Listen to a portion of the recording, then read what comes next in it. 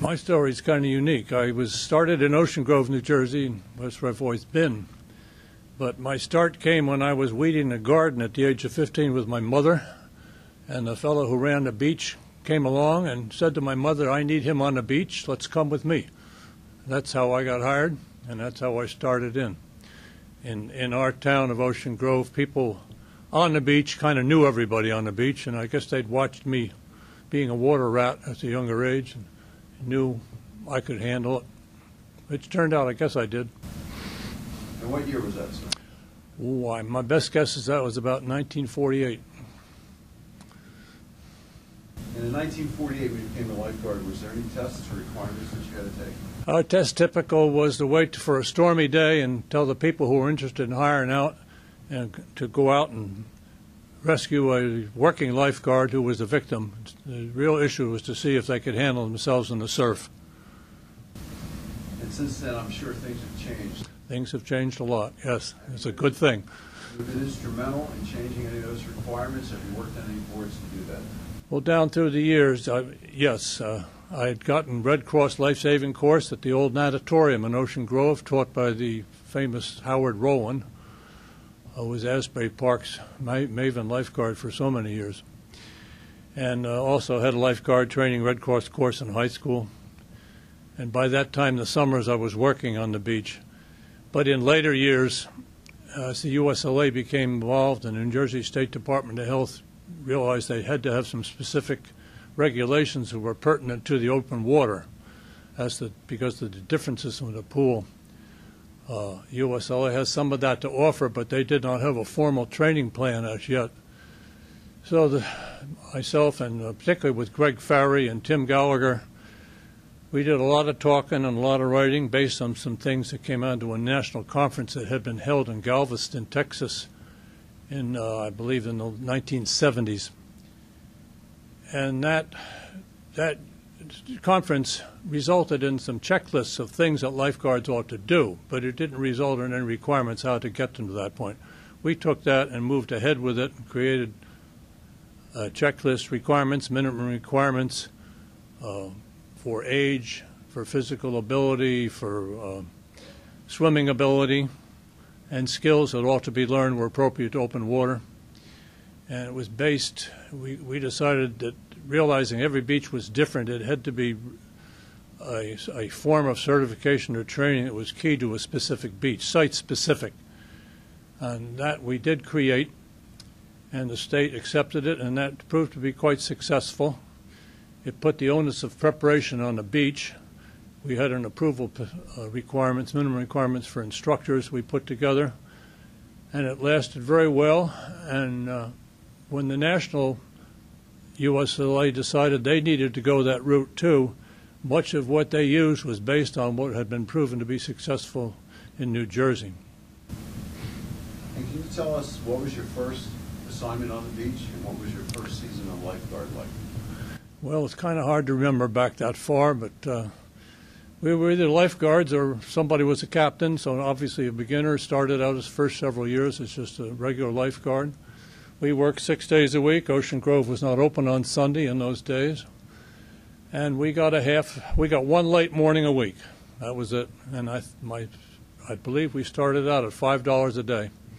And over the years, what positions have you held in lifeguarding? Well, within that community, I started out as a lifeguard, and 3 or 4 later years further in, I became a beach captain. We had 2 beaches in Ocean Grove in those days, simply North End and South End. Across the years, we've evolved to working 4 full beaches for a while. We've cut back to 3 now. I became, after a while, I decided that it might be better for me and my family if I got off the beach and found something a little more regular to do in the summer. So I first worked for the retarded committee of, what is it called, ARC in Monmouth County. The retarded group was doing their swimming instruction back at a lair, a pool, and a camp that most people didn't know about. And then I went with the YMCA up in Red Bank at Camp Arrowhead for about 14 years. But I always had my hand down on the beach because by then I was a trustee of the Camp Meeting Association and I was the beach committee chairman, beach supervisor. So I never lost my connection with the beach, my supervision of them. And after a while I came back into Ocean Grove and became the administrator for the Camp Meeting Association after I retired from my teaching job. So I was connected with it directly with the beach for 56 years before I officially got separated from it. Sir, your 56 years plus of lifeguarding at the beach, do you have one rescue that stands out the most in your mind? Well, there are several, many things, but actually I think the one that stands out most in my mind at this point is the last one I did, and that was after I left the beach. We did have rescues where we wound up behind the surf line with multiple people, and we were thinking about going to the fishing boats because the surf was so high. It'd be safer to do that than go in, but ultimately those few people were brought in with the lines. It has been an interesting evolution that the lines have almost disappeared from use on our beaches when we depended so heavily on them. But the last one was I was sitting on the beach after hours on a weekend in September when my grandson was surfing. And I was sitting there ostensibly watching him, just sitting on a blanket on the beach in conversation with a woman who probably thinks I'm terribly rude because a typical lifeguard thing is to watch the water. No matter where you go, you stand so you can see the water. And sometimes it's a point of annoyance to some people in the family. Why do you always do that? But you have to. But I was watching a situation develop alongside a rock groin. Some people clearly didn't know what they were doing in the water and were kind of doggy paddling and floundering around. And it got to the point I had a torpedo underneath the blanket I was sitting by, just out of sight in case I needed it. Another typical habit of older lifeguards. And I saw these people got to the turning point where I knew you had to do something. So I just threw my book down and just said goodbye. I probably said a few other things. Went by this woman, hope I didn't step on her, into the water and got to these two people. Turned out they were from Greece. They didn't speak any English. And they were fighting. They wanted to go to shore, and so that was not the smart thing to do because of the rocks. And then they wanted to go to the rocks, and I said, no, I don't do rocks. And we went on out because I realized some of our other guards off duty were surfing on the other side of our fishing pier.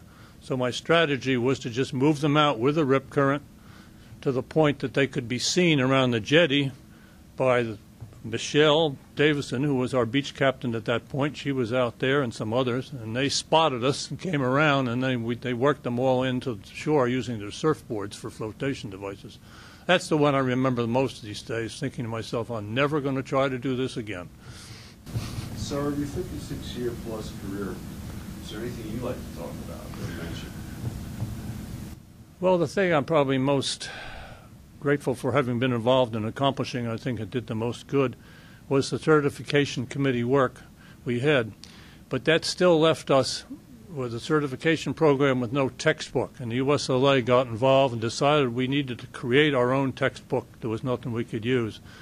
And I have here the first edition resulted. The way we wound up writing this book was one person from each of our 7 regions converged on the city of Chicago at the airport motel, and we kind of went into lockdown for 7 days and took a topic at a time, wrote and talked, had rather heated discussions at time of what should be in the book, what shouldn't.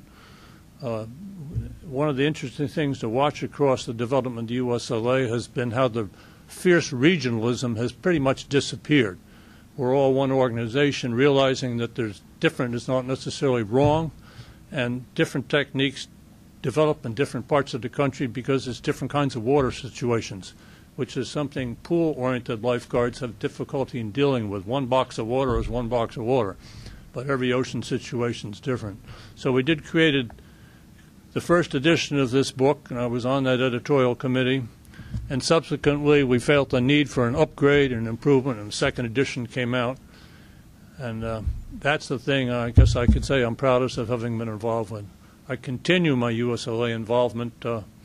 Now we have a group, an old founders group, that's trying to document the heritage that some of the older fellows did before they pass on and the contribution they made to the overall picture of life-saving in America. Thank you, Mr. Shotwell. Our cameraman today, Mr. Cuttrell, Rick Cuttrell, is a current lifeguard in Ocean Grove.